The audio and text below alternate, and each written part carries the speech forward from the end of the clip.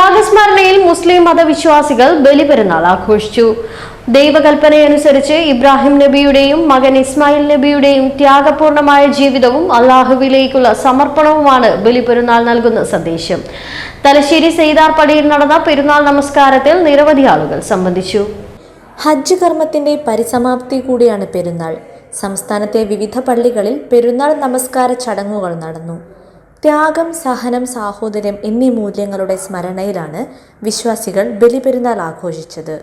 പ്രവാചകനായ ഇബ്രാഹിം നബിയുടെ ത്യാഗത്തിന്റെ ഓർമ്മ പുതുക്കലാണ് ഈ ദിനം. ഏറെ നാളത്തെ കാത്തിരിപ്പിന് ശേഷം ഉണ്ടായ മകൻ ഇസ്മായിലിനെ ദൈവകൽപ്പന പ്രകാരം ബലി കൊടുക്കാൻ തീരുമാനിച്ചെങ്കിലും നബിയുടെ ത്യാഗസന്നദ്ധത കണ്ട് മകനു പകരം ആടിനെ ബലി കൊടുക്കാൻ ദൈവം നിർദ്ദേശിച്ചതായാണ് വിശ്വാസം. സ്നേഹം കൈമാറി പരസ്പരം സാഹോദര്യം പുലർത്താനുള്ള അസുലഭ മുഹൂർത്തമാണ് വിശ്വാസികൾക്ക് ബലിപെരുന്നാൾ.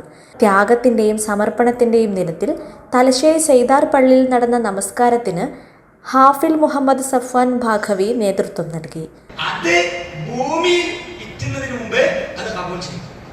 മാത്രമല്ല, നീ ആഗ്രഹത്തിൽ പോയാൽ നീ അർത്ഥ മൃഗത്തെ വളരെ ഭംഗിയോടുകൂടി അതിന്റെ കൊമ്പുകൾ, അതിന്റെ രോമങ്ങൾ, അതിന്റെ കാൽപാദങ്ങൾ അതൊക്കെ വളരെ ഭംഗിയൊക്കെ അള്ളാഹുവിന്റെ മുമ്പിൽ ഹാജരാക്കും ആ മൃഗത്തിൽ.